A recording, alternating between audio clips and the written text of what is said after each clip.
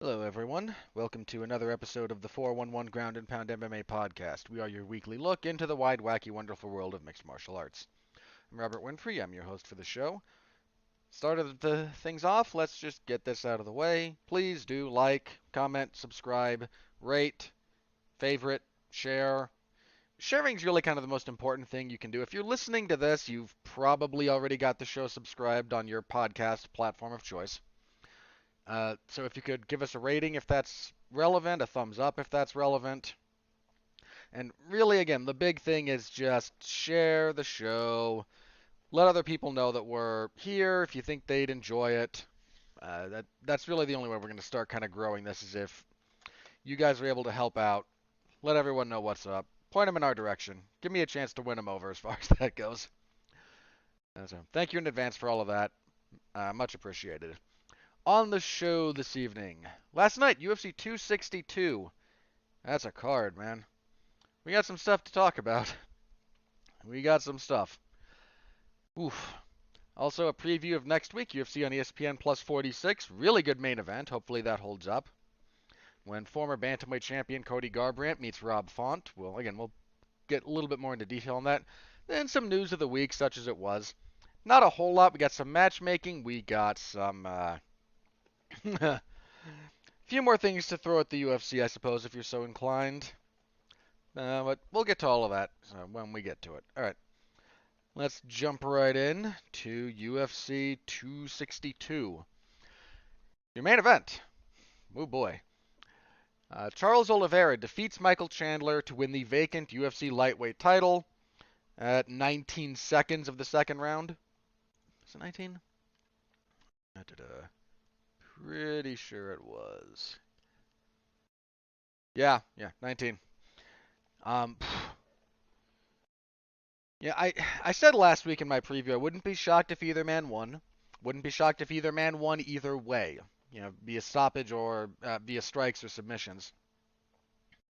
I said I'd be a little surprised if we got a back and forth kind of war.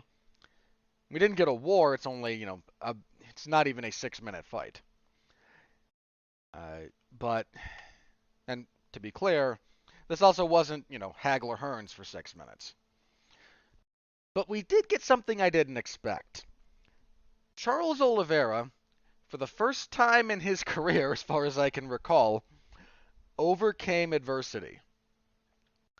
Heck of a time to prove you can do it, just for the record. First round. Both men have a little bit of success early, some decent calf kicks from Oliveira. Chandler finds him with a couple of punches. Oliveira gets a takedown. Chandler sells out for a guillotine. Doesn't get it. Oliveira gets the back. Chandler eventually, with an appropriate mixture of technique and freak strength and athleticism, reverses, gets on top, lands some ground and pound, lets him up, hits him really hard along the fence line. There were a couple of moments when things looked really dire for Oliveira. Not please stop the fight dire, but Oliveira did enough and enough smart things defensively to negate even the discussion around, well, maybe they should have stopped it. But it got closer than I think you'd like. Chandler punched him down, was standing over him while Oliveira's on his knees, landing some nasty right hands. Oliveira doing enough defensively, goes to his back. Chandler goes into his guard, lands some solid ground and pound. But Oliveira survives. We start the second round. Chandler just gets caught in space taking too many pictures, as the saying goes. And a really just lovely left hook from Oliveira sits him down, chases him to the fence line, keeps unloading, lands more as Chandler tries to escape. Chandler drops. We're done. Again, I really can't stress this. One of the big knocks on Oliveira, Chandler phrased it as he doesn't deal well with pressure. That's not really my read on it, as far as that goes. It was more adversity, and pressure does not necessarily equate to adversity. But if we look back at Charles Oliveira's career, wins and losses, there's not usually, up to this point, When the going got tough, he struggled. Now, some of that was maybe him being earlier in his career and not having matured enough as a fighter. Some of that was the amount of time he spent at featherweight, where the book on him at featherweight was pretty clear. You're going to have a rough first round. But if you can survive it, he's soft to the body, and he will start making very bad decisions the more it kind of adds up. I mean, he lost Anthony Pettis anyway in the third via guillotine. He got dropped hard by Pettis in that fight a few different times. Body kicks in particular just folded him up. Uh, so now the book on him at featherweight, not quite the same as him at lightweight. That much is clear. But even at lightweight, he's always been kind of a front runner. He needs to get in front of you, and if he winds up behind, he struggles to make up that distance. And I thought after the first round, Chandler seemed to have, again, not without perils. He gave up his back for a period of time, and giving up your back to Charles Oliveira is, yeah. I mean, not too many people do that and survive. He did. Then got on top and proceeded to rain down some damage. But I had never really seen him be in that spot and then turn it around. And this time he did. And biggest spot you could have possibly chosen to debut that particular skill set.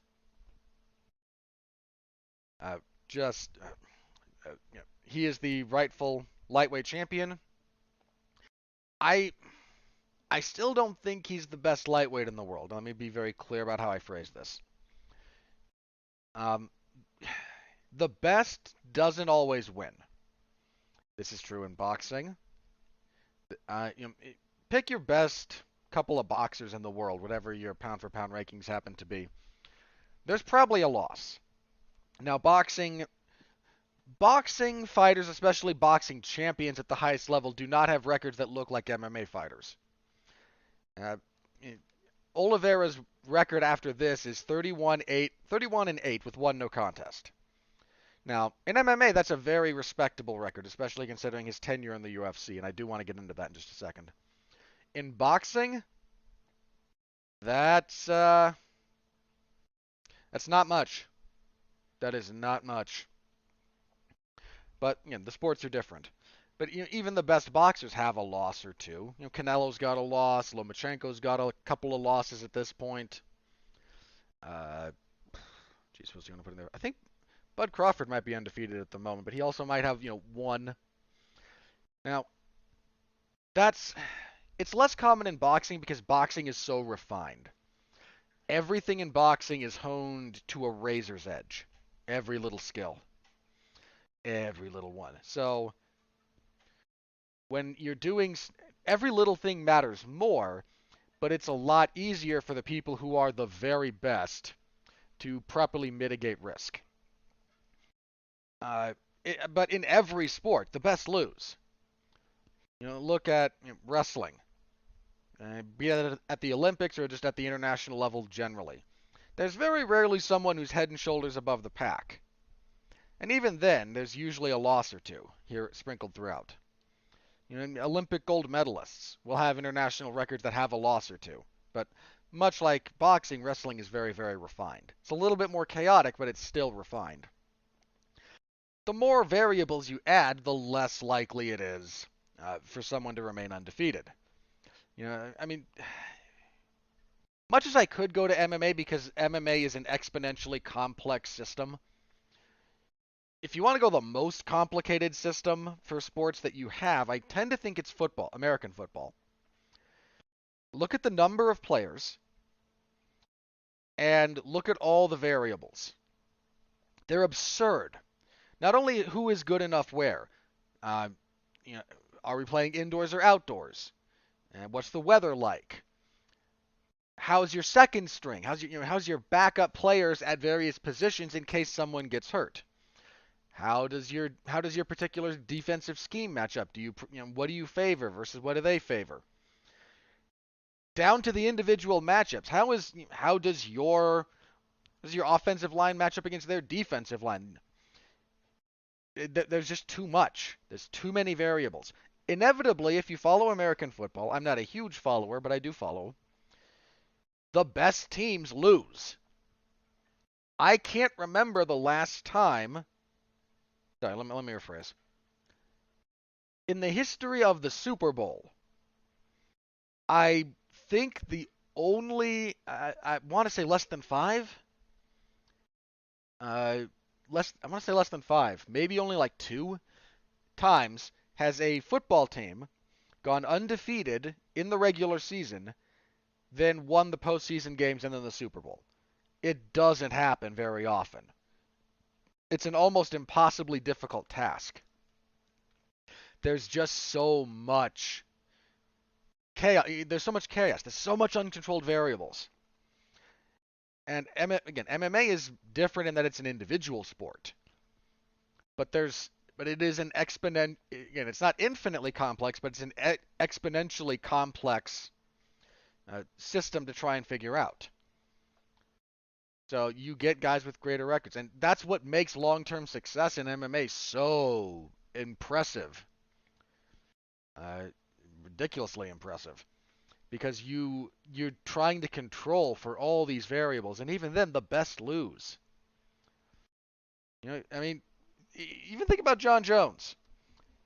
Okay, so the only guy to escape unscathed just thus far and have a career that succeeded at the highest level is Khabib. Even Khabib, if you remember, his second fight in the UFC is way back, was a very significant step up in competition for him against Gleison Tibau, right around the time Tibau was having one of his better runs. And I've become more sympathetic to scoring that fight for Khabib the more I watch it. Watching that live, I scored it for Tibau. And again, I take no issue with scoring it for Khabib. But that was dicey, man. That was a dicey fight for him. John Jones, maybe the greatest ever. There's a loss there. It's a DQ loss, but that actually just goes to the point. You can lose by DQ. You have to allow for that. There's just so much. I want to talk for Charles Oliveira just a minute about Charles Oliveira. Charles Oliveira secured a couple of things here in this fight. One, he surpassed Donald Cerrone for most finishes in UFC history. There's nothing to sneeze at. He's still got the most submissions in UFC history. He also surpassed Michael Bisping in a fairly niche category. The most amount of UFC fights before your first title win. It took that man 28 fights in the UFC over something like 10 years and 9 months. He debuted for the UFC in August 1st of 2010 on a card, again talking 2010, that featured a young up-and-coming prospect destroyer at light heavyweight by the name of John Jones, taking on a grizzled and respected veteran in Vladimir Matyushenko. John blew the doors off of him in the first round of that fight. It was like a UFC on Versus event. He submitted Darren Elkins in like 41 seconds in that fight. But almost 11 years, again, closer to 11 than 10. We're talking 10 years and, again, like 9 months-ish. That's a long time. That is a long time. And he's been in the UFC for that whole period of time.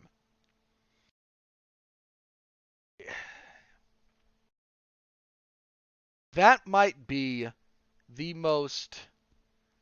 Charles Oliveira's career in the UFC has been trench warfare. For those of you who may not necessarily be as familiar with the term, trench warfare was brutal. It was almost pointless. It was letting artillery... It was the grindiest, grittiest, ugliest, dirtiest form of warfare. It was dig in and just kind of hammer each other with artillery and occasionally charges, and it was just a slog. That was a slog of that's a slog of a strategy in military conflict. There's a reason it's not as prevalent anymore, mostly due to technological advances. Trench warfare on this, I mean, the biggest example of the one I'm sure everyone remembers is World War One, where there was just a line of trenches essentially across the European continent from the north of France to the south of France. Just brutal fighting. Charles Oliveira's path to the UFC title has been trench warfare. Let's go through his career in the UFC for just a second. Again, submits Darren Elkins, 41 seconds. Fights Efrain Escudero a month later, give or take. Submits him in the third round with a rear naked choke, standing. And Escudero was supposed to be a big deal. Remember when people thought that? Foolish people.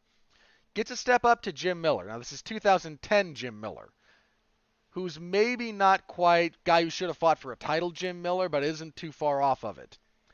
And Jim Miller submits him with a knee bar in minute and 59 seconds. He fights Nick Lentz. He originally gets a win, but landed an illegal knee that gets overturned. He steps up to Donald Cerrone, and Cowboy in 2011, being Cowboy in 2011, puts a beating on him, stops him 3 minutes into the first. He drops to featherweight, which was an odd move then and remains an odd move. Submits Eric Wisely, submits Jonathan Brooke, steps up to Cub Swanson and gets knocked out 240 of the first. Delayed reaction knockout. I vividly remember this. He almost flare flops. He takes a left hook from Cub, takes half a step, and then, whomp. Steps up to Frankie Edgar. He went from Cub Swanson to Frankie Edgar in 2013. I remember this, I picked Oliveira to beat Frankie Edgar. I thought the years and miles were catching up to Frankie Edgar. 8 years later, boy, don't I look stupid, right? But, Edgar at the time was on a bit of a skid. He'd lost a couple of fights to Aldo. He had another loss, I want to say, around that same time. Yeah, that was right after he had the 2 losses to Benson Henderson and then the loss to Jose Aldo. So, Edgar on a 3-fight losing streak in 2013. I kind of felt okay leaning towards Oliveira. Again, they both fought in 2021, so I was clearly very mistaken. But he loses. Unanimous decision. Not even close. Goes on a 4-fight winning streak. Andy Ogle, Hatsuhioki. Submitting Hatsuhioki was a big deal. Jeremy Stevens, Nick Lentz. Submits Lentz. This is somewhat marred along the way. He misses weight for the Stevens fight. Then he's 4-fight winning streak, steps up in 2015. Another step up in competition to another young rising contender by the name of Max Holloway. The fight ends after about 100 seconds. Max landed a pretty good combination, but it aggravated some neck injury in Oliveira. Real shame. I was so looking forward to that fight, and it ended so unfortunately. He rebounds, beats Miles Jury, chokes him out, but he missed weight here. He weighed 150 pounds for that fight. Fights Anthony Pettis after that. Loses. Pretty good back and forth fight. He had a fair amount of success early. Second round, Pettis comes back again, folds him up with some body kicks, nearly finishes him. Third round, puts more pressure on him. Bad shot from Oliveira, gets caught in a guillotine, taps. Moves up to fights Ricardo Lamas after that and misses weight horribly. He weighed 155 for that featherweight fight. Literally made championship weight at lightweight to fight at featherweight. And he loses again. Again, has a decent enough first round, but he couldn't maintain a pace at featherweight, and he wasn't as durable. Lamas guillotines him in the second. Moves back up to lightweight. Submits Will Brooks, former Bellator lightweight champion, much like Michael Chandler. Fights Paul Felder right after that, and Felder overcomes a few tough spots in the first, and then just elbows him into oblivion from the guard in the second. Since then, the man hasn't lost and has only gone the distance once. Since then, submits Clay Guida, submits Christos Giagos, submits Jim Miller, submits David Tamer, TKOs Nick Lentz. Don't know why they made that fight. Knocks out Jared Gordon. And that's a good-ish run, but there's a lot of guys who are either way past their prime or just aren't, or kind of either new in their career or just aren't there yet. So he steps up to Kevin Lee, and he submits him in the third round. Gets Tony Ferguson after that, and darn near breaks his arm. But he wins. Gets a title shot here and stops Michael Chandler in the second. That's what, 9 fights in a row now, I think? Let me count this real fast.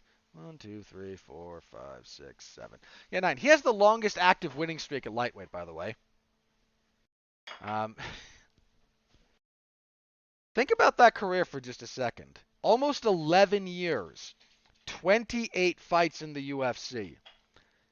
And he finally puts it all together. And he finally is able to get to the mountaintop. You don't get stories like that all that often. It's not that they never happen, and some guys do kind of mature along the way in the UFC, but that long a period of time across those two divisions. I mean, lightweight and featherweight lightweight might be the best division in the whole sport. Then usually I think bantamweight is above featherweight, but featherweight's not that far. Like lightweight and bantamweight are kind of like 1A and 1B, or 1 and 1A, depending on how you want to rank them. Featherweight's not that far off. That man, more than anyone. I mean, look, again, the obvious comparison is Michael Bisping. I don't think even Bisping was ever in the trenches quite the way Oliveira was. Bisping's always been a bit of a promotional darling. Don't get me wrong, he had some fights that were just kind of there, but he was always kind of well positioned. And to be fair, and this also needs to be acknowledged, the majority of his run at middleweight, middleweight was not a deep division. There was talent, but it wasn't deep. Oliveira went through and just ground his career through two of the best divisions in the entire sport, winning way more than losing. It's a heck of a thing. I don't know how long he will be champion. I don't know who he fights next. There is an embarrassment of riches at lightweight. I'm going to talk a little bit about Michael Chandler here, too. Chandler looked good. I mean, gave up his back and didn't get submitted, didn't even get close. Oliveira never got... Think about that for just 1 second. Submission wizard, Charles Oliveira, never really got close to getting a choke on Michael Chandler. It was just never all that close. And then put some hammers onto him, man. Just Chandler's very, very real. He's a very, very legitimate fighter. There's a little bit of discussion about maybe him and Justin Gaethje's the fight to make. And I mean, who could possibly object to that fight?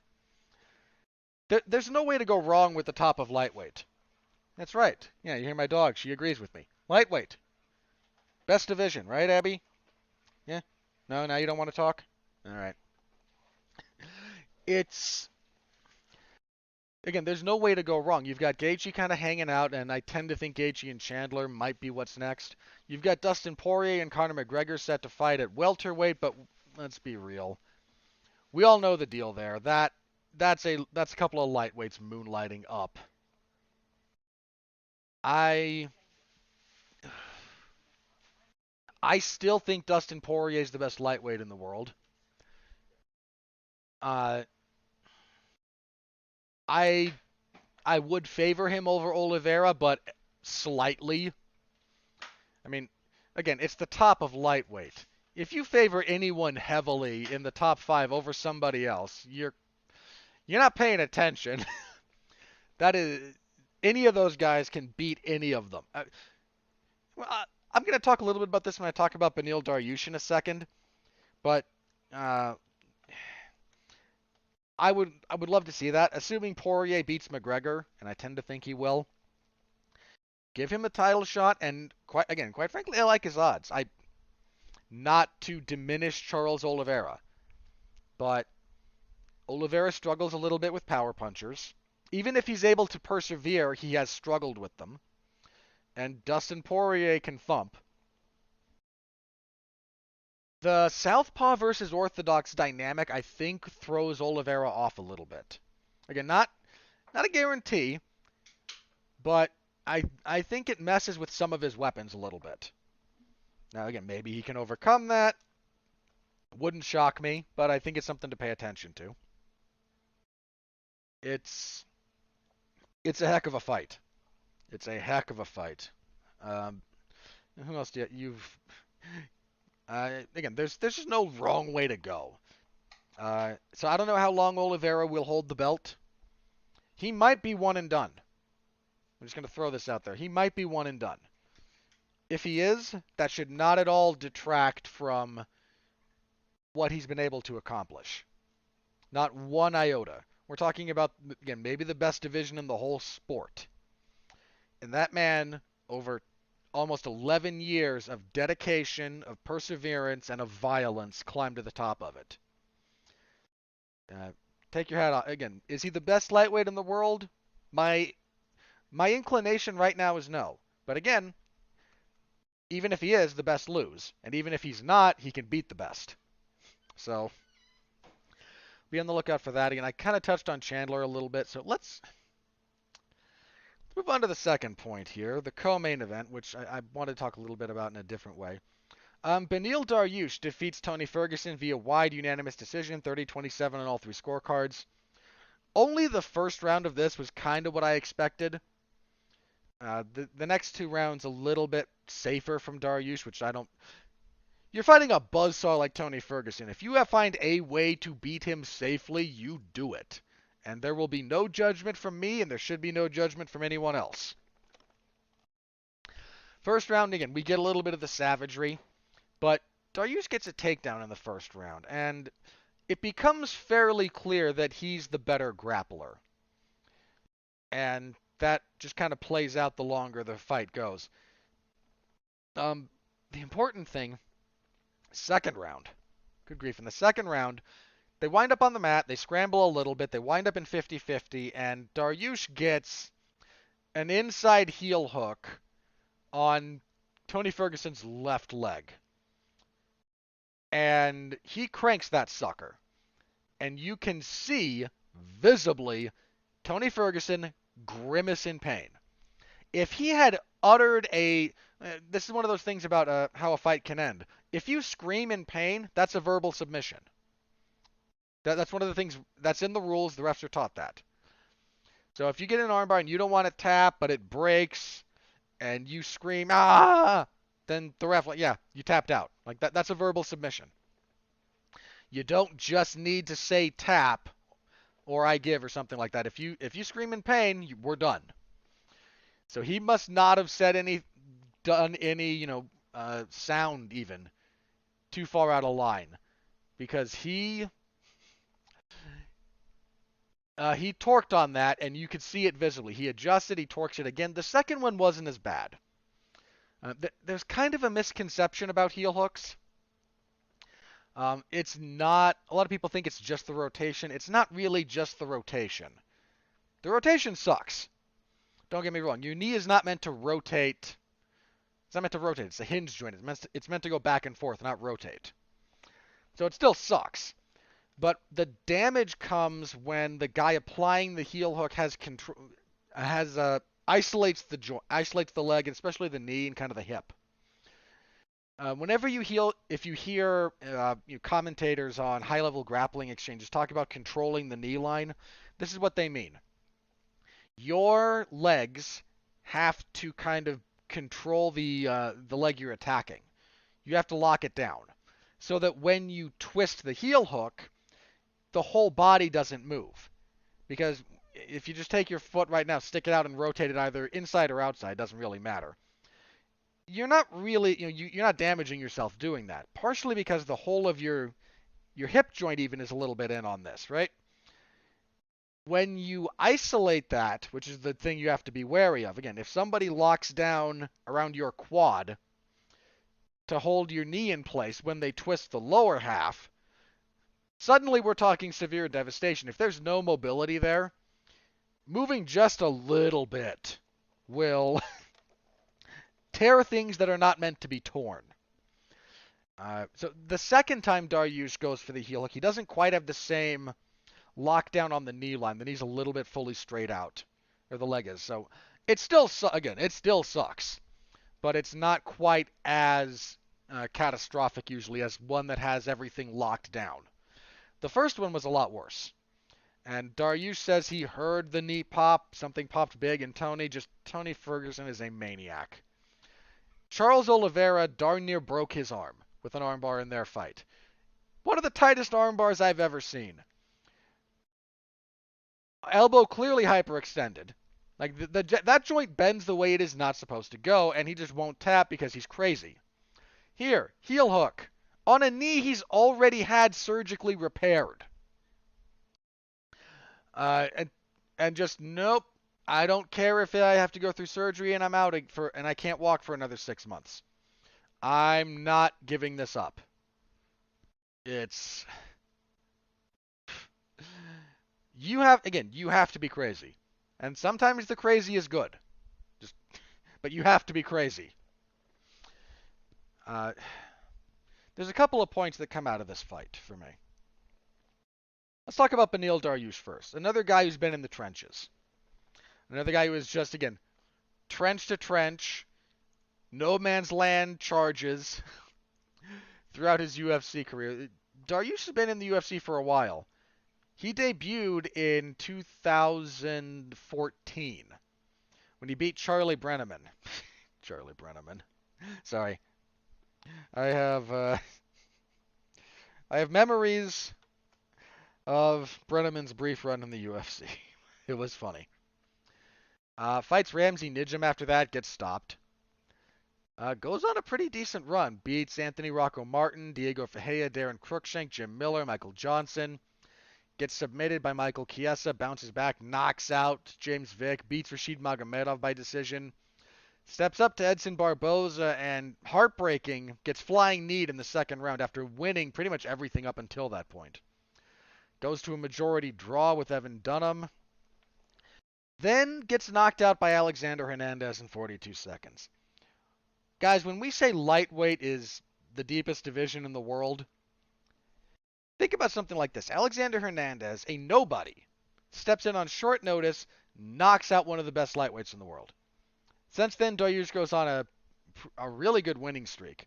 Beats Thiago Moises, taps out Drew Dober, taps out Frank Camacho, knocks out Drakkar Klose, beautiful knockout. Knocks out Scott Holtzman with a spinning back fist. Beats Diego Ferreira again in a great fight. And here beats Tony Ferguson.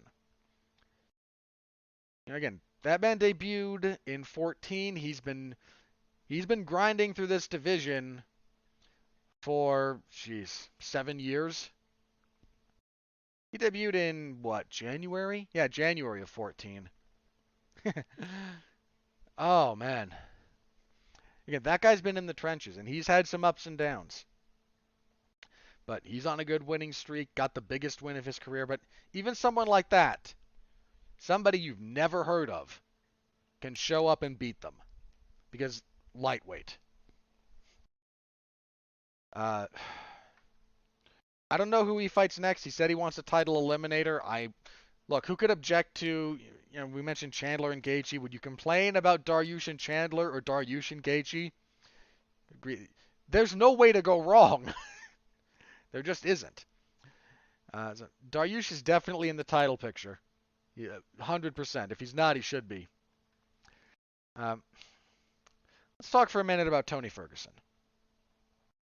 Tony Ferguson, 37 years old. Now on a 3-fight losing streak. And here's the kicker, I think.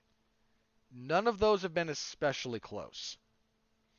He had one shining moment in the Gaethje fight when he landed that uppercut. And it's not like he didn't hit Gaethje at all for the rest of that fight. He did.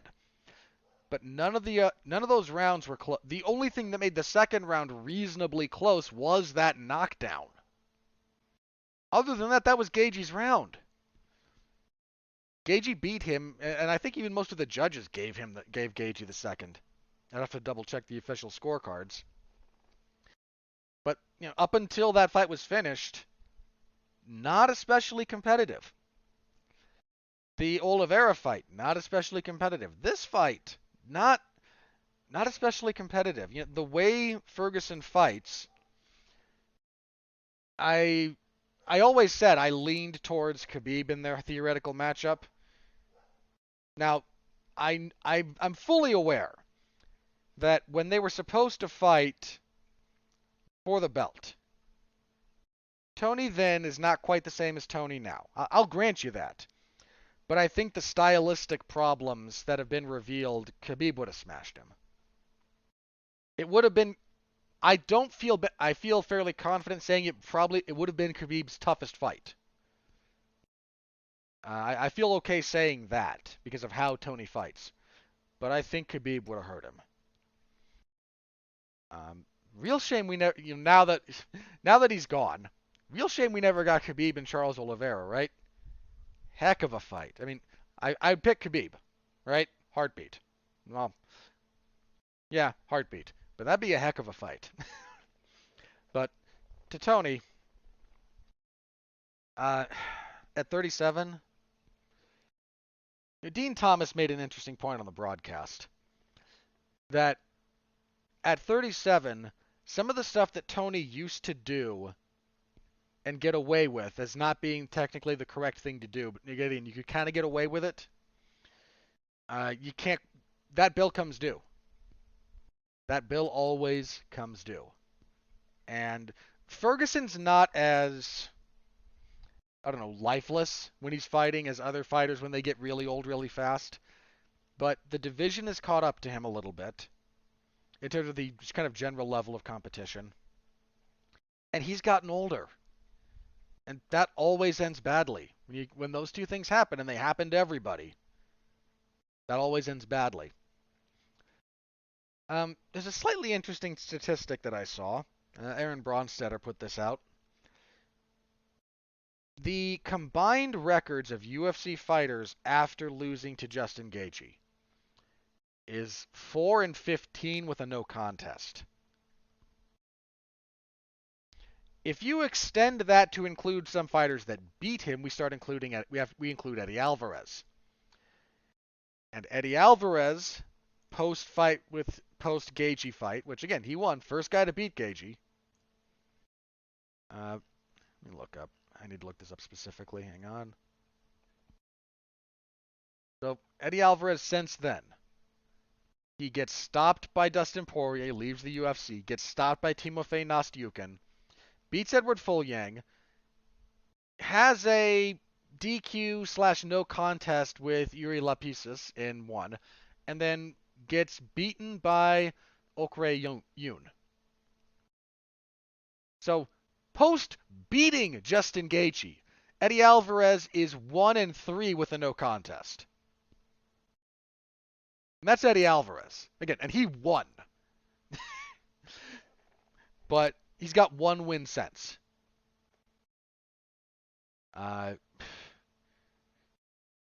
Look real fast. So again, if we look at, just to kind of bring this up, Gaethje debuts, beats Michael Johnson. Michael Johnson, since that fight, lost to Darren Elkins, won a split decision over Andre Fili, beat Artem Lobov, and then lost 4 in a row. So 2 wins since then. James Vick, who was a ranked, again, Justin Gaethje's fought nobody but ranked contenders. Vick never won another fight. Gaethje knocks him out. Paul Felder beats him by decision. Hooker knocks him out. Nico Price knocks him out. He fights outside the UFC, gets TKO'd in the second round, and retires. Never won another fight. Edson Barboza, who Gaethje knocked out and we'll talk more about Barboza in a minute. Went on to, Barboza's 2-2 since then. I kind of thought he should have beat Felder. So Barboza more or less came out okay following that loss. Cerrone. God, do we even want to talk about Cerrone? Yeah, Cerrone hasn't won a fight. He's been knocked out. He was stopped by McGregor, lost to Pettis, drew with Price, which got turned into a no contest, and then was stopped by Morono. And Tony now. Tony hasn't won a fight since then. Justin Gaethje, win or lose when you fight that man, will take a piece of your soul. Like, you better understand. And whoever fights him next, anybody, understand. You get in there with that man, you are not the same when you come out. I mean, again, the only guy that seems to have come out on the right side of that was Dustin Poirier. And even Poirier suffered. Justin Gaethje tore Gaethje tore Poirier's quad with leg kicks in that fight. I mean, again, even Poirier, like that, he came out on the other side of it, but Poirier is clearly extraordinary. And that fight between Tony Ferguson and Justin Gaethje, I said it at the time, that could be a career-altering beating. He took so much damage. And it's not like he hadn't taken damage up until that point. I brought this up talking about Tony in the past. Tony Ferguson will have rough rounds. I mean, if we go back through his career very briefly, okay, beats Nijam quickly, beats Riley pretty wide, beats Eve Edwards, loses to Michael Johnson. Johnson hit him a lot in that fight. Beats Mike Rio, beats up on Kakanori Kikuno. Danny Castillo put damage on him. I don't object to I scored that fight for Ferguson, but Castillo got to him a little bit. Abel Trujillo got to him.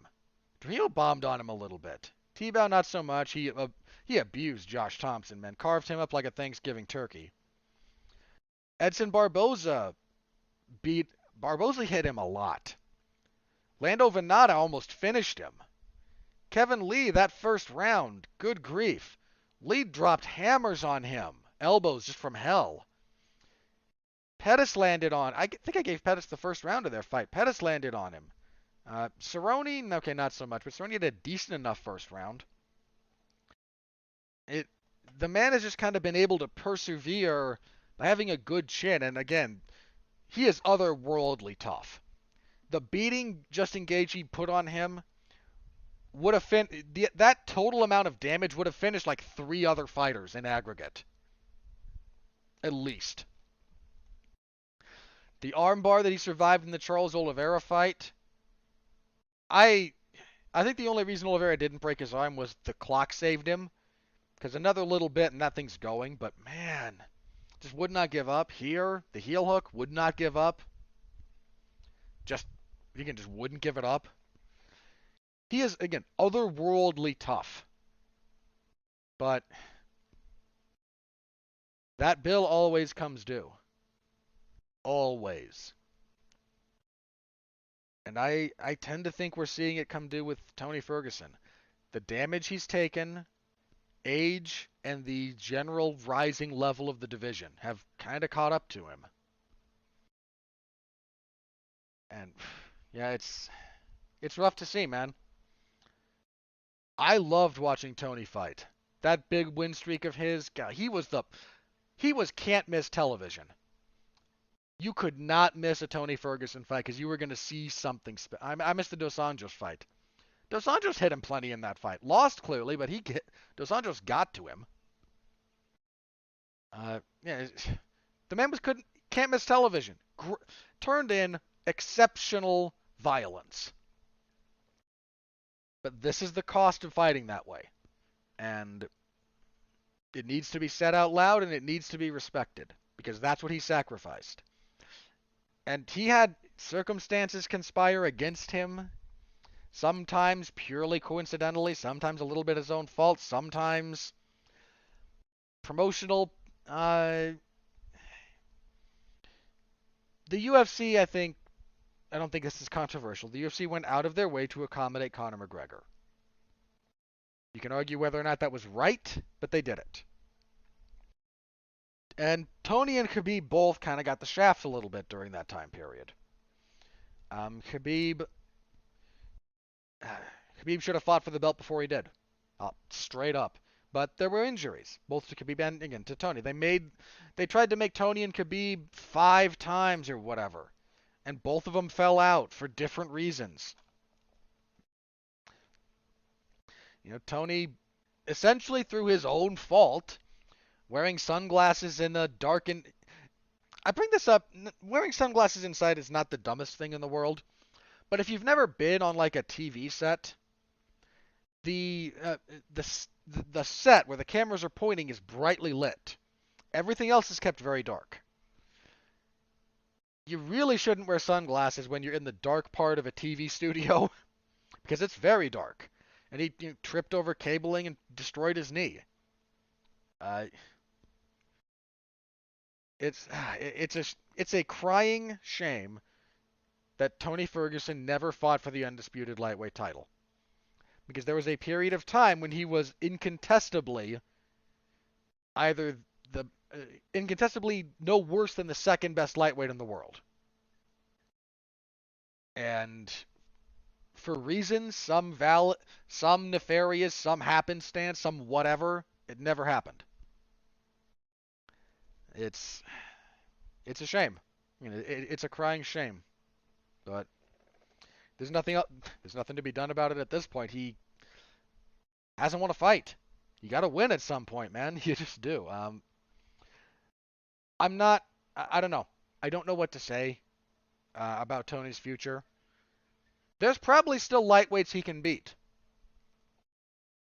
We have to wait and see how badly his knee's damaged, if at all, by the heel hook, because he might be out for another 6 months while he gets surgery and rehabs. We'll just have to wait and see. But the end is close. The end is very near for Tony Ferguson's time fighting, I think. And it will be a sad day when he does, but the end comes for everyone who fights. Alright, that's a slightly dour note, but moving on. Rogerio Bontorin defeated Matt Schnell via unanimous decision, 230-27, 129-28. I don't have a whole lot for this one. Schnell Bontorin missed weight. Schnell kind of just fought at Bontorin's pace, and that let Bontorin hit a couple of big flurries throughout the course of a round and win rounds. Caitlin Chookagian defeated Viviane Araújo via unanimous decision, 229-28, 130-27. 30-27 here is a little bit bull. I actually scored it for Araújo. I thought she won rounds 1 and 2. Every judge gave Chookagian the second, which I don't agree with. I mean, Chookagian gets the third, but not a good fight. Your fight of the night kicked off the pay-per-view. Edson Barboza defeats Shane Burgos via knockout punches, 1/16 of the third.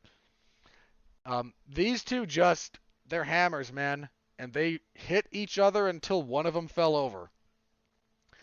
Barboza had some really good leg kicks, but Burgos just ate them. Burgos was digging some hard body shots that seemed to be troubling Barboza a little bit. Few leg kicks from Burgos. Barboza just had a bit more firepower, which ultimately proved to be the end of the fight. Barboza hit a 1-2. Weirdest finish I've ever seen. Burgos gets hit and it eats it. Doesn't even really react. Goes back to kind of bouncing and slipping his head a little bit and just like, okay, got hit, boom, all right, back here, we're still fighting. Then as he's bouncing, his legs kind of don't go where they're supposed to. His hips start sinking down and he backpedals into the fence. It was a weird delayed reaction. Great fight. Your fight of the night, deservedly so. Barboza at featherweight is someone to be taken seriously. I mean, he lost his featherweight debut in a split decision against Dan Ige that a lot of people thought he won. Scoring it live, I scored it for Ige, but that fight came down to how you scored the second round, I think. And I think when I rewatched it, I scored it for Barboza, but again, it comes down to how you score one round. That's just kind of the way that crumbles. But he's someone to pay attention to in that division. God, think about how crazy a fight with him and Max would be, right? Edson Barboza, Max Holloway. Barboza's not in the title picture, and Max should fight no one but the champion next. After what he did to Calvin Kattar. That beating, man. That beating. Anyway, that was your main card. Solid enough stuff. Again, main event delivered. Co-main, not quite what you expected, but wasn't boring. Two boring fights, and then the craziness of Barboza and Burgos. As for the prelims, boy, a lot of guys are just kind of nearing the end on this card. Andre Muniz defeats Ronaldo Jacare Souza via technical submission, armbar 359 of the first. Andre Muniz broke Jacare's arm with this armbar. Muniz kind of jumps for the back, gets a little bit too high, and as he's falling off, switches to the armbar. Souza gets a... I mean, look, Jacare's forgotten more about jiu-jitsu than I'll ever know. So the fact that he got a little bit wide with his arm is just a testament to the chaos of combat. Just got a little bit wide with his right arm. Muniz transitions to the armbar, and you can hear Jacare's arm break. And it breaks not at the elbow. The humerus breaks. Again, audibly. It was audible in real time with commentary over it. They gave a replay with the commentary audio not present. And yeah. Loud break. Immediately, the ref heard it, saw it, stopped the fight. Breaking the humerus is hard. Like, that's not the hardest bone in the body to break. That's technically the femur. But that's not easy to do.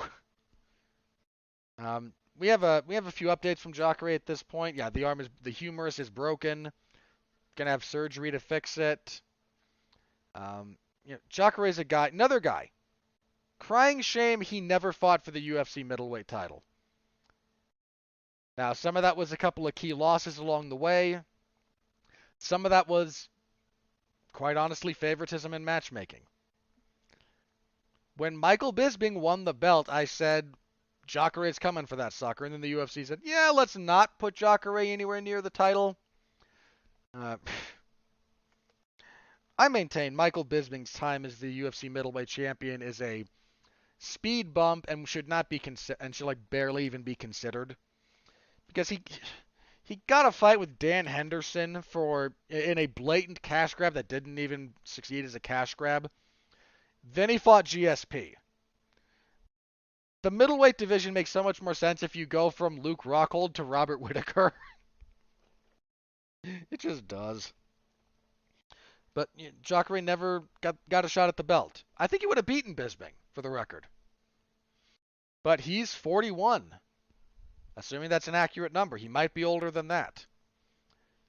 And this was... How many in a row was this for him? This is what, 3 in a row? 4. He hasn't won a fight since he beat Chris Weidman in 2018. Lost to Jack Hermanson, lost to Jan Blachowicz at light heavyweight, got knocked out by Kevin Holland, got his arm broken here. The end is pretty much here for Jacare. And that sucks, man. Again, I've been watching Jacare for the vast majority of his career. But again, it happens to everybody. Lando Venata defeated Mike Grundy via split decision. I gotta say this. The judging last night for this event was awful.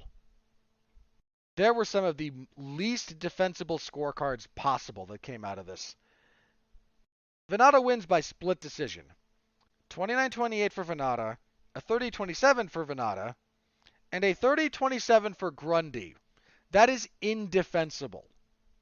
That is straight up an indefensible scorecard. I think I was 30-27 Venata, personally. Fire that judge. Fire that judge. Jordan Wright defeated Jamie Pickett via TKO 104 of the first. Wright just got Pickett hurt with elbows along the fence, never let him recover. Andrea Lee defeated Antonina Shevchenko via triangle armbar 452 of the second. Andrea Lee had a triangle choke position for almost that entire round.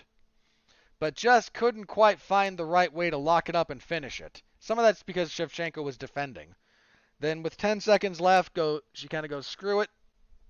Your arm's extended, grabs it, puts it behind the armpit, pops the hips, gets the tap. Um, Andrea Lee needed that win, man. Pretty badly. On the early prelims, Priscilla Cachoeira defeated Gina Mazzani via TKO 4:51 of the second. This fight sucked. Tucker Lutz defeated Kevin Aguilar via unanimous decision, 30-27 and then 229-28. It's a decent fight here. Lutz is legit. That's someone to pay attention to at featherweight. And kicking everything off, Christos Giagos defeated Sean Soriano via Darce choke, 59 seconds of the second round. Soriano had a great first round. Really slick on the feet, really smooth, finding openings. Second round, he takes kind of a bad shot. Giagos breaks his single leg with a modified kind of half. It's not a deep half Nelson in the amateur wrestling sense of a deep half, but more a deep half in kind of the catch wrestling sense. Use that to break his single leg attempt, switch to the Darce choke, grab the leg as they went down. Really nice stuff from Giagos. Put him to sleep, some technical submission. Yeah, good stuff from Giagos. And yeah, that was the card. That was UFC 262. Some brutality and some final chapters starting for some very prominent fighters. You hate to see it, but you know it's always coming. Yeah, so thank you to everyone who followed along with my live coverage. Thank you to everyone who's read after the fact. I deeply appreciate all the support that you give me. All right, let us move on. Next, because we have another event this coming week. The UFC machine does not stop. UFC on ESPN plus 46. I'm going to be fairly brief on this one. The main event is a really good fight. Rob Font and Cody Garbrandt. Garbrandt, I believe, is still mostly training with Mark Henry. Garbrandt got a much-needed win his last fight. He was on a 3-fight losing streak and was actually looking worse each time. You know, Garbrandt's one of those guys, man. He had one of the most fantastic performances you will ever see when he won the title from Dominic Cruz. Just a remarkable performance. Technically brilliant. Again, just a thing of beauty. Then he fights TJ Dillashaw, and in the first round of that fight, Dillashaw had nothing for him. Couldn't find an entry, couldn't find an angle on his shifting, couldn't find something he liked, and got hurt at the end of that first round. Rebounds, recomposes himself and stops Garbrandt in the second. They rematch. The rematch goes worse. Dillashaw stops him in the first. He fights Pedro Munoz in a total gunfight for 4 minutes and 51 seconds before Munoz knocks him out. There was some behind-the-scenes stuff that played into this. Primarily Justin Buchholz ending his affiliation with Team Alpha Male. Buchholz has talked a little bit about this. He was... you can find him talking about it if you want the details. Garbrandt finally kind of branched out from Team Alpha Male. Did some training with Mark Henry out of the East Coast Super Friends group. And rebounds to knock out Rafael Assunção with a beautiful buzzer beater knockout last year. 4:59 of the second. He needed that one. He kind of needs this one. Rob Font's UFC record, he's only lost to 3 people in the UFC. John Lineker, Pedro Munoz, and Rafael Assunção. And he gave Assunção a pretty good fight. Font TKO'd Marlon Moraes in his last fight. He's on a 3-fight winning streak. Font is a very, very slick fighter. He's able to fight at different ranges. Got a really good jab. Will take you down if he can. Again, he's good everywhere. It's not an easy fight. I don't know who to favor here, as I think about it. Garbrandt's a very good fighter when he's on. But when he loses his focus, right, when he gets in his own head, when he gets angry, you've still got to be good to beat him when he's angry, right? You've still got to be someone with a chin like Dillashaw or Munoz or someone with that kind of destructive power. And Font will hit you, Font will hurt you, but he's kind of an accumulation guy. He's not really a one punch, one finish type of fighter. So how they measure up in that respect is certainly an interesting question. Uh, I tend to think that the more technical it stays and the more it stays at distance, the more it's going to favor Font. I think Font long range is probably a bit more than Garbrandt is really prepared to handle. Now, Garbrandt has a very good jab, he just doesn't use it. He likes to kind of shift forward and try to club you with punches. I'd be curious to see which of them winds up going for the grappling first, because it's an area we don't see. I mean, Garbrandt we've seen scramble. He and Cruz, man, had some crazy scrambles when they tied up in the grappling. So we know the man can fight in that space, but it's not somewhere that he gets taken very often. We've seen Font, fight on the ground. He'd rather fight standing, but the more I think about it, the more I tend to favor Garbrandt just a little bit. I think Garbrandt's punching power is a problem for Font. Font is not a fragile fighter. Let me be very clear about that. But he doesn't like a firefight. He needs to be smooth. He needs to be smooth and technical. And when he's not, or when that starts getting away from him, that's where he struggles. I won't be shocked if Font wins. I want to be very clear about that. But I do kind of favor Garbrandt as I think about it. It should be a heck of a fight. That's a very good fight. Hopefully it holds together. Cross your fingers. The co-main event is the last thing I'm going to devote any time to here. Yan Xiaonan and Carla Esparza. Yan Xiaonan is on a very long winning streak. I think it's a very long unbeaten streak. I believe it's 11 fights. 2, 3, 4, 5, 6, 7, 8, 9, 10, 11, 12. Sorry. So 12-fight unbeaten streak. That includes she is undefeated in the UFC.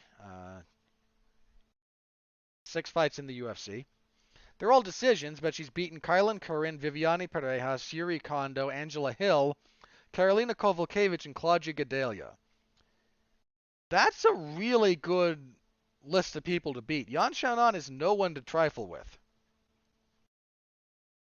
And she's getting another step up. If she beats Carla Esparza, she will be due a title eliminator, if not a title shot. You kind of know that if Zhang Weili had beaten Rose, and if Yan beats Esparza here, they would have tried to go to China and do an all-Chinese title fight. Which would have been a cool thing, I suppose. Esparza's kind of rebuilt herself. She's on a 4-fight winning streak. Unfortunately, not only are they all decisions, some of them, she fought Alexa Grasso to a majority decision that I thought was a draw. She fought Michelle Waters into a split decision that I thought she lost, and she fought Marina Rodriguez to a split decision that I also kind of thought she lost. That was a little bit less egregious, but kind of. If Esparza wants a shot at the belt again, she was the inaugural strawweight champion. She doesn't just need a win here; she kind of needs a statement. I'm favoring Yan, but it's a close fight on paper. I favor Yan, but what are you gonna do? All right, we're gonna go quick through the rest of these for what should be very apparent reasons. At heavyweight, Justin Tafa and Jared Vanderaa. I have no problem favoring Tafa, I suppose. Tafa's 1-2 in the UFC. Vanderaa, I think, is 0-1. I don't know. I don't care. Women's featherweight, Felicia Spencer and Norma Dumont. I feel okay picking Spencer here. Felicia Spencer's her only losses professionally are to Cyborg and Amanda Nunes. And she took Amanda Nunes the distance. She took a beating every inch of that fight, but uh, I feel okay picking her. Let's put it like that. Let's see. Flyweight fight. David Dvorak will fight Raulian Paiva. Not a terrible fight.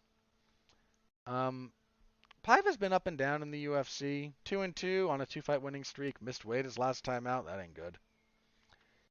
I'll pick Dvorak, but that's a pretty good fight. And the other fight, I suppose, that could be worth talking about: Jack Hermansson and Edmund Shabazian. Uh, Edmund Shabazian, coming off of the first loss of his career when he was beaten by Derek Brunson. Shabazian has a lot of tools. Unfortunately, conditioning does not really seem to be one of them. He went the distance with Darren Stewart in his UFC debut. Won a split decision that he kind of eked out. The longer that fight went, the worse he looked. Has a bunch of first-round finishes, then fights Derek Brunson, where he is again stopped later, this time in the third round. And Jack Hermansson is a durable dude. Not that he can't be stopped, but he's durable. He's a tough wrestler. He's a long, rangy guy. I kind of like Hermansson. Look, Edmund Shabazian seems to have a lot of the same traits that the only people who have been successful under Edmund Tarverdyan have had. They're pretty good about getting you out of there early, and they're better natural fighters than they are coach fighters. Because I would love to sit here and make fun of Edmund as the worst coach in the world. We all know he's not. He's not someone whose coaching, I think, benefits a tremendous amount of fighters. But I can't say he's the worst coach in the world. I can't even say he's the worst coach who's had people in the UFC, because that would be distinctly untrue. But he is... There are serious questions about how far he can take you as a fighter. I mean, and look, I've said this before. The best thing that ever happened to him was Ronda Rousey choosing his gym and not the one across the street.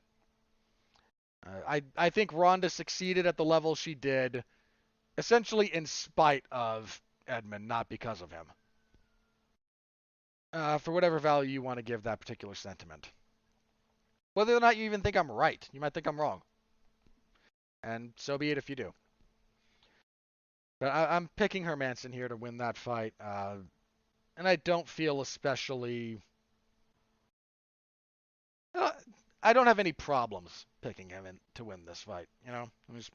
Just put it like that. Shabazian might surprise some people. He is... Again, he has a lot of gifts. He very, very obviously has gifts. And if they are able to manifest themselves, he might be able to win this fight. Hermansson is not unbeatable, but it's a rough matchup. That's all I'm going to say. I think that's a rough matchup for Edmund. All right, on the prelims, Ricardo Ramos and Bill Algeo. If you're okay picking Ramos. Heavyweight, Ben Rothwell and Chris Barnett. Sure, Rothwell, who cares? Welterweight, Court McGee still hanging around, and Claudio Silva. That might actually be a fun little fight. I got a soft spot for McGee. He's on a 3-fight losing streak. He's probably done after this.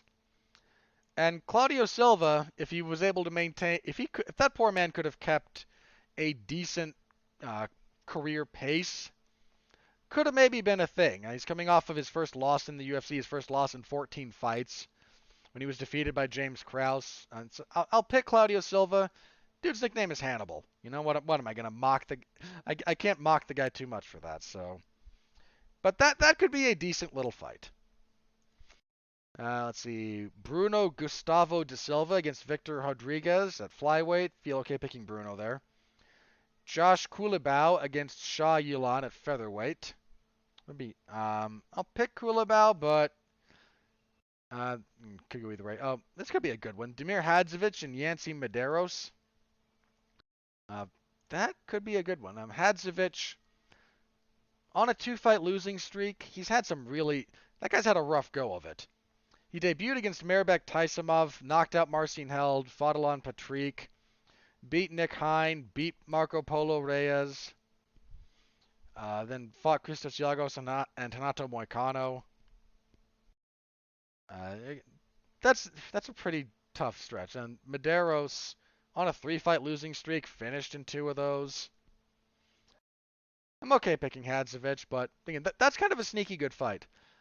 Let's see. Rafael Alves and Damir Ismagulov. I'm okay picking Ismagulov there. Ismagulov's pretty legit. He's 3-0 in the UFC, 19-1 overall. Wins over, okay, Alex Georges didn't really matter, but beat Joel Alvarez and Thiago Moises. Pay attention to that, man. And Sarah Alpar and Lupita Godinez, they kind of like Godinez, I think, so I feel like they're kind of trying to set her up. Anyway, that's your card right now. UFC on ESPN. UFC on ESPN Plus, rather, 46. I will have coverage in the MMA Zone of 411 Mania, so please do stop by, say hello if you're so inclined. I always appreciate the company and the support. All right, let's move on to a little bit more of the miscellaneous stuff. So, Oscar De La Hoya, in a series of Instagram posts this week, said that the UFC nixed a potential boxing bout between him and potential greatest of all time 2-weight world champion Georges St. Pierre. Dana White, I believe this was confirmed as someone kind of asked around. And I think various outlets have confirmed that Oscar is telling the truth, which is something of a first, but he is. I've got to say this. What a scumbag move. What an absolute scumbag move by the UFC. You know how much money George would have made for that fight? I'm just going to throw this out there. He would have made more for that fight, and George has made a lot of money from the UFC. One of the very few fighters who can say they have made a lot of money from the UFC. I would be pretty confident in saying he would make more for a boxing bout with Oscar De La Hoya than he would have for his past 2 UFC fights. Certainly more. He would certainly make more here than in the first 60% of his UFC career. And because when you retire in the UFC, if you retire, you still retire under contract to the UFC. I don't know how no one has challenged that legally. I mean, let's be clear, I get kind of why it's there. You don't want a fighter to go, I retire, a week later, I'm back, and now my previous contract was voided. There's way too much potential for abuse there. But it just feels like we have not yet found the appropriate middle ground between you retire under contract and the UFC retains the right to be your sole promoter and nixer of any and all things combat sports related even years after you have been done fighting versus again, a fighter being able to retire and unretire willy-nilly to just void a contract that they don't like. That it seems like there's some place in the middle that we could land here. Again, just kind of a scumbag thing to do. I mean, again, I kind of get why they did it. Look, if George went out there in a boxing bout with 50-year-old Oscar De La Hoya, I don't think he's 50, he's 40, he's well north of 40. I want to say 48, and loses badly, and I tend to think he would. Maybe not badly, but I think he would lose. Boxing is a hyper-refined sport. And while George is an uber athlete, and again, maybe the best mixed martial artist of all time, straight boxing is a different story. The UFC just doesn't want to look bad. I mean, here's the other thing, loosely related to this. Dana White came out and blasted Triller this week, and I will not loan a fighter out to them to go box Jake Paul. Of course you're not going to do that, because there's a better than average chance whoever you send is going to get knocked out. Whoever you send over there is going to get the biggest payday of their career in all probability, because Triller is wildly overpaying for things. Look, Dana already looks like an idiot, because the man said, sure, I'll bet $1 million that Ben Askren will beat Jake Paul in a boxing bout, and everyone laughed. And then as soon as Jake Paul got knocked out in a minute and a half or whatever it was, he said, no, I never made a bet. I've never made an illegal bet in my life. First of all, bull. Anyone who knows anything about Dana White knows he's a bit of a degenerate gambler. If he bet Snoop Dogg $1 million on who was going to win that fight, he probably paid. Now, that's an illegal bet because person-to-person betting is illegal, given that the state gets no cut of it, and I don't want to get into that. I think it's stupid. But of course, he has to publicly come out and say, no, I've never made an illegal bet. It's a bald-faced lie, but it's a lie that he has to make.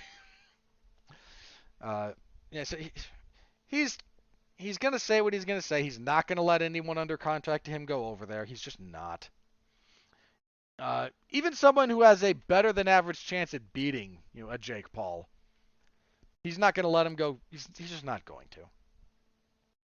So it's just a thing, man, and I'm gonna call it out on occasion when I see it, in no small part because the answer to this is the fighters getting together. That's the only thing that's gonna fix anything. Or for some reason, if we get some serious top-down legislation, but I gotta warn you guys about this, not just you the fans. If there's any fighters listening, the Ollie Act contributed in a very real way to the decline of boxing. If it was just grafted wholesale onto the sport of mixed martial arts, it would do a lot of the same. It would, and it's just really hard to get excited about all the problems that boxing has coming to mixed martial arts in that capacity. I would so much rather the fighters got together and either challenged their legal status to be recognized as employees instead of independent contractors, or got a collective bargaining agreement in place. I tend to think that right now that would be the ideal situation. It's not going to happen because fighters are fighting. Here's kind of the fundamental reason why that can't happen. The UFC can always find someone else willing to do your job for less. Always. Does not matter at what point in you're curtain jerking. If you aren't happy with the pay, they will not sign you. They will sign the guy next to you for the same or less money, and he will do it. If you're in the world title discussion, if you ask for more money than the UFC wants, Dana will come out and say, I don't know if John Jones wants to fight, while Derek Lewis publicly says, sure, I'll do that for whatever you're offering John Jones. Throw in a ham sandwich and you got a deal. And that's not a knock at Derek Lewis or him being a heavyweight. That's a knock on just how little they value their time and their expertise economically. You get two guys lined up for a title fight. One of them says, I want $1 million. The other one says, I will do it for $500,000 and a ham sandwich. And then there's a third guy there going, how about $200,000? And Dana only hits me in the face once behind the screens with no one. It is lowest bidder. And for some reason, no one realizes this. Again, you want to fix it? I'm not a big union guy. I recognize their value. I also recognize that unions have historically, in many respects, gone too far and have started terrorizing businesses, and in some cases became every bit as exploitative as the companies or corporations, or in some cases industries that they were fighting against being exploited by. Like, there's no good guy here in that sense, but collective bargaining is one of the only ways to actually change this stuff. That's incontestably true. Yeah, undeniable fact based on all available evidence. All right, let's get on to a little bit of matchmaking here. UFC announced a few different fights this last week. Islam Makhachev will fight Thiago Moises, which is a really good fight and not one Islam Makhachev should be taking. Islam Makhachev should be fighting somebody kind of in the top 10 or nearer to the top 10, but I'm fairly certain when presented the opportunity to fight Islam Makhachev, everyone ranked above him said no. Makhachev is a scary opponent. And no one wants, so he's fighting someone ranked below him. Now, Thiago Moises is a very, very good fighter. Again, that's a heck of a fight. I'm not complaining about that fight in terms of the action it will bring. But Makhachev is going to force someone's hand very, very soon about who he should be fighting higher up on the card. Middleweight fight that got made, Derek Brunson and Darren Till. That's a perfectly good fight.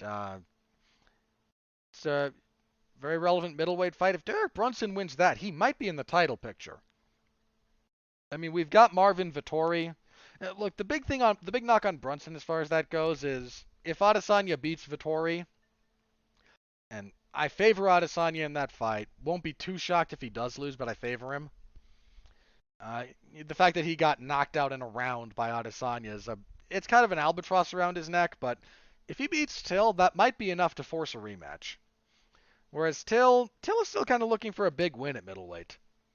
I mean, he's had he beat Kelvin Gastelum. I think he won one more after that, but he's looking to kind of really figure out where he fits in that division. If he beats Derek Brunson, that's a pretty good indicator. Also at middleweight, Jared Cannonier and Paulo Costa. That is a great fight.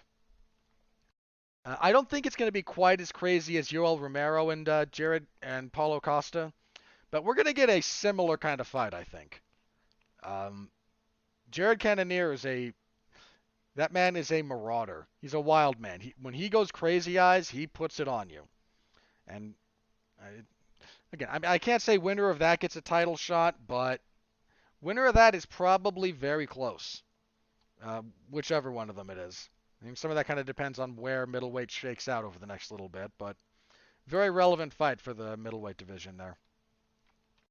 All right, and the last bit of news I wanted to touch on, the heavyweight drama.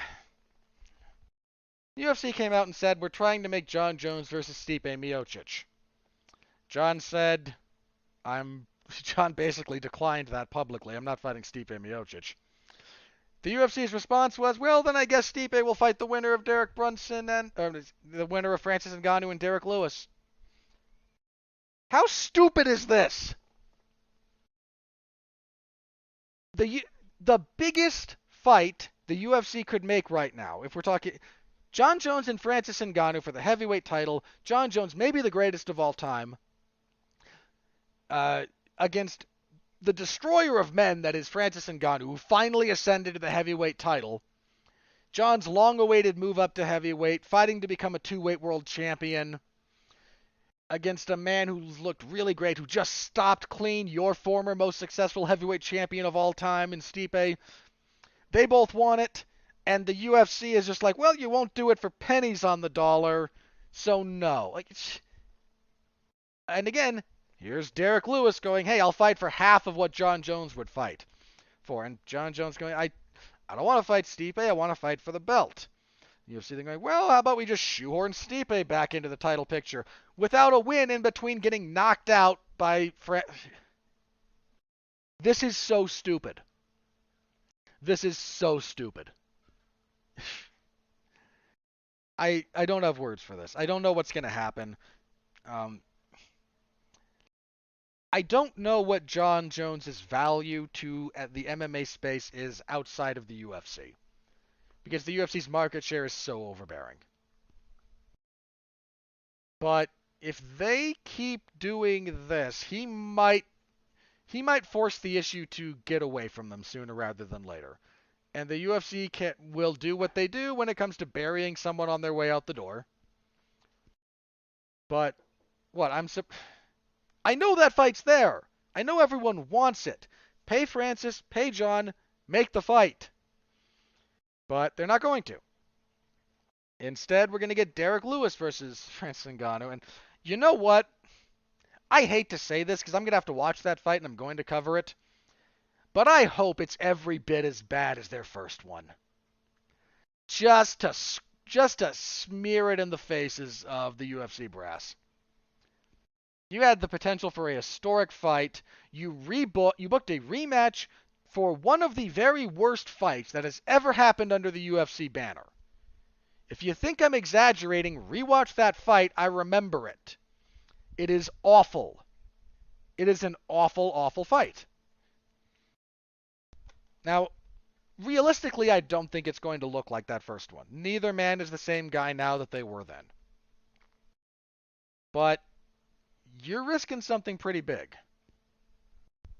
All to preserve your payout fighters 20%, less than 20% technically annual revenue. Ugh. It annoys me. It annoys me to no end. But that's the world we live in, folks, and there's nothing we can do about it. Alright, I think that's going to be everything, so let me check Twitter very briefly, and then if not, I will plug my stuff and then get out of here. Alright, nothing crazy in the MMA sphere is broken, so let's do plugs. Geez, last week I was busy. With coverage, I covered WWE Raw on a pinch hitting deal. Covered AEW's Dark Elevation event, per usual, which I do on Mondays. MLW is re-airing Underground episodes again while they gear up for their relaunch in July. I'm covering that on Wednesdays. Tuesday, there was a Damn You Hollywood for Wrath of Man. Mark Radulich and I talked about that. The Jason Statham, Guy Ritchie revenge crime thriller. Pretty good movie. I enjoyed it. So you can listen to our review of that. I participated in a TV party for the Disney Plus series Falcon and the Winter Soldier. I encourage you to listen to the show. It's about 3 hours. He's like bang on 3 hours. There's a lot of discussion between a bunch of different people. There were several of us on that panel. Yeah, for the record, did not especially care for the show. Do you want my specific points? They are listed out in podcast form for your listening pleasure, as well as counter arguments from the other members of the panel. We have a good discussion. I was also part of a Damn You Hollywood for the Netflix film Woman in the Window, starring Amy Adams and a little bit of Gary Oldman. Mark and I talked about that. Not a terribly memorable movie, but we hash it out the best we can.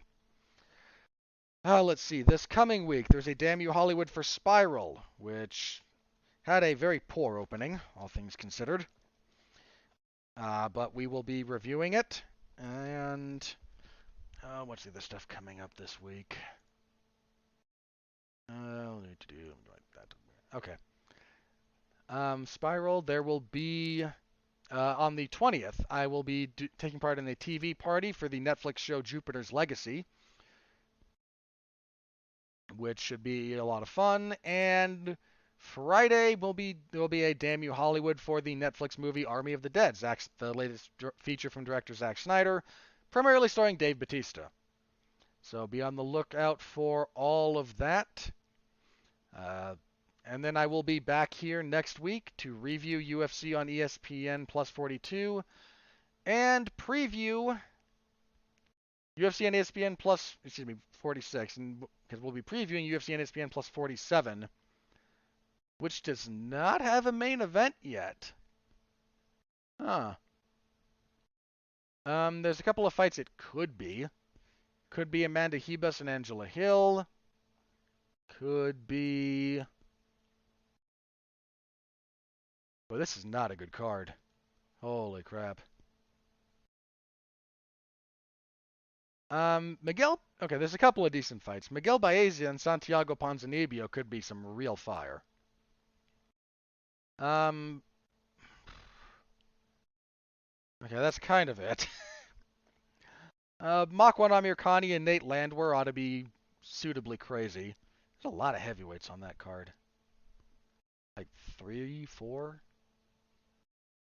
Maybe just 3. Jeez, maybe only 2, but boy, do they... No, there's 3. Okay. Yeesh. Those are not good heavyweight fights either. Well, hopefully we'll get a main event between now and next week when I have to preview this, but we'll have a full preview of it, whatever it looks like next week. And again, we will be covering events and whatever the news happens to bring our way in the wide, wacky, wonderful world of mixed martial arts. Until next time, thank you all very much.